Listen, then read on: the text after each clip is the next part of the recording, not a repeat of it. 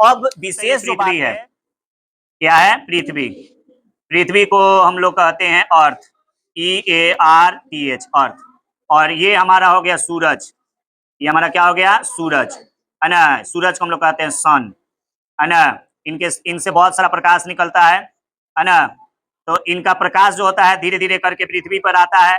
अब पृथ्वी से कुछ किलोमीटर की ऊंचाई पर, लगभग 16 से 20 किलोमीटर की ऊंचाई पर, 16 से 20 किलोमीटर की ऊंचाई पर एक लेयर पाया जाता है, एक सुरक्षा कवच पाया जाता है, एक परत पाया जाता है जिसको ओजोन कहते हैं।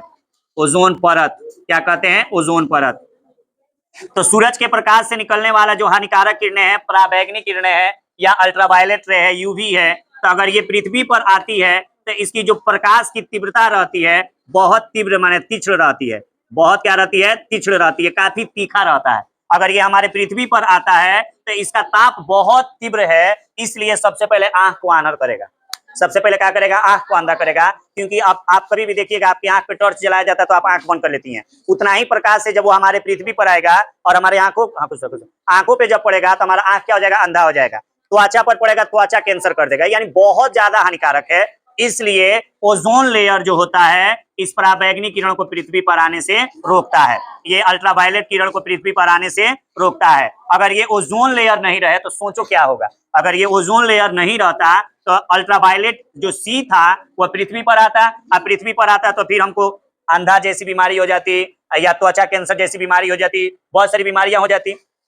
इसलिए ये ओजोन लेयर को हम लोग सुरक्षा कवच कहते हैं। ओजोन लेयर को क्या कहते हैं? सुरक्षा कवच कहते हैं। और इसको, ओजोन लेयर को क्षति पहुंचाने का सबसे ज्यादा काम करता है तो CFC करता है, क्लोरोफ्लोरोकार्बन। CFC जो होता है सबसे ज्यादा इसको नष्ट करता है। CFC जो होता है ओजोन लेयर को क्या करता है? सबसे ज्यादा नष्ट करता है। और ये CFC जो होता है ठंडक यंत्रों में ज्यादा रहता है, जैसे AC हो गया, फ्रिज हो गया, कूलर हो गया, इस सब में क्या रहता है? उनसे ये ज्यादा रिएक्शन करके प्रभावी होता है। हमारा जो फोम होता है उसमें रहता है, जो शेविंग क्रीम रहता है उसमें रहता है, तो ये सब हमारे वायुमंडल में जब जाता है तो CFC को क्या करता है? ओजोन परत को क्या करता है? नष्ट करता है।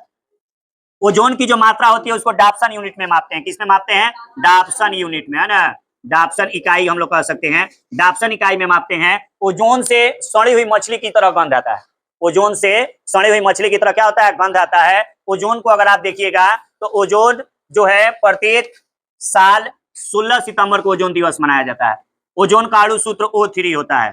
ओजोन का अणु सूत्र क्या होता है? O3 होता है। और ओजोन जो होता है ऑक्सीजन का एक अपरूप होता है। ओजोन किसका अपरूप होता है? ऑक्सीजन का अपरूप होता है।